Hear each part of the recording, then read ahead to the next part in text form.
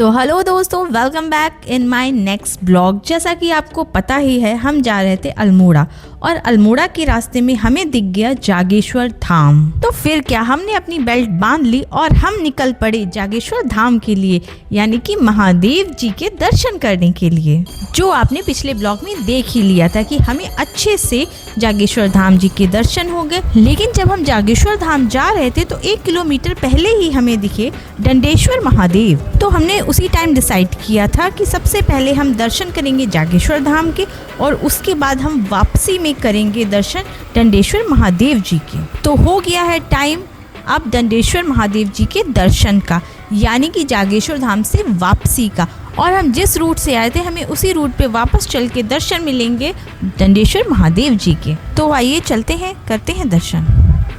वैसे तो ये पूरा इलाका देवदार के घने जंगलों और पहाड़ों से घिरा हुआ है, जहाँ हर ओर शांति और एक आध्यात्मिक एहसास मिलता है।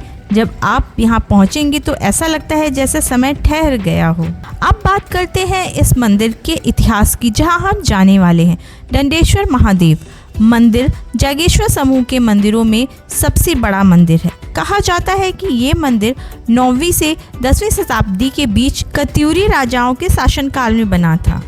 इसका निर्माण कत्यूर शैली में हुआ है, जिसमें बड़े बड़े पत्थर के टुकड़ों से बिना किसी सीमेंट के पूरा मंदिर तैयार किया गया। मंदिर की ऊंचाई और इसकी नक्काशी देखकर आप दंग रह जाएंगे। अब बात करते हैं इस जगह से जुड़ी सबसे दिलचस्प बात की, यानी कि इसकी कहानी की। तो कहानी के अनुसार भगवान शिव ने यहाँ दंडेश्वर रूप में निवास किया था, जो अधर्म के नाशक और न्याय के रक्षक माने जाते हैं। ऐसा भी कहा जाता है कि यहाँ शिव जी ने तपस्या की थी। उसी दौरान कुछ ऋषि मुनियों की पत्नियों ने शिव की ओर आकर्षण महसूस किया था। ये देखकर मुनि रोषित हो गए, यानी कि गुस्से में आ गए, और उन्होंने शिव को शिला यानी कि पत्थर का रूप बनने का श्राप दे दिया था। तब से यहाँ शिव का रूप शिला के रूप में पूजा जाता है।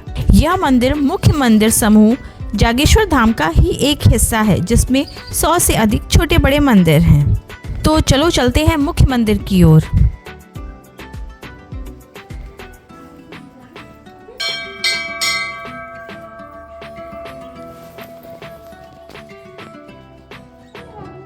इनको दंड मिला था यहाँ पे शिव जी भगवान को सप्त ऋषि द्वारा, इसलिए शिला रूप में विराजमान है जी, बाल रूप में।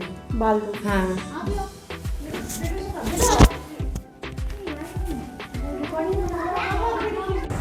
वैसे तो जागेश्वर धाम जटागंगा नदी के किनारे स्थित है, जिसकी झलक हमें यहाँ भी देखने को मिल जाती है।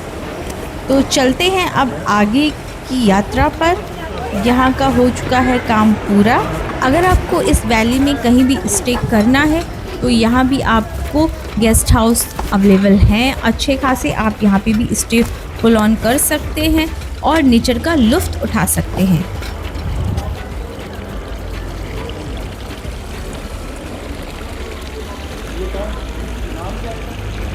ये है मंदिर के पीछे की कुछ सीनरी, जहाँ से रोड गई हुई है।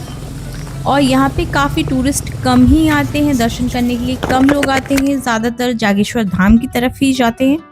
तो आइए चलते हैं अब अल्मोड़ा की तरफ।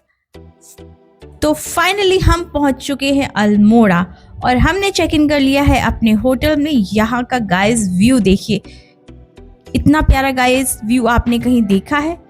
कैसे देखेंगे, आखिर हम हैं 5th फ्लोर पर, जहाँ से पूरा अल्मोड़ा हमें सीधा दिखता है और यहाँ से कहीं जाने का मन ही नहीं कर रहा है गाइस। तो हो चुकी है शाम और इस व्यू को करते हैं फुल एंजॉय। मिलते हैं आपसे नेक्स्ट ब्लॉग में, जहाँ पे हम करेंगे अल्मोड़ा को एक्सप्लोर और आपको दिखाएंगे अल्मोड़ा की हंसी वादियाँ। तो इसके लिए आपको गाइस क्या करना है, जल्दी से लाइक करो, सब्सक्राइब करो एंड कमेंट करो गाइस, और शेयर करना ना भूलें। Bye guys, take care.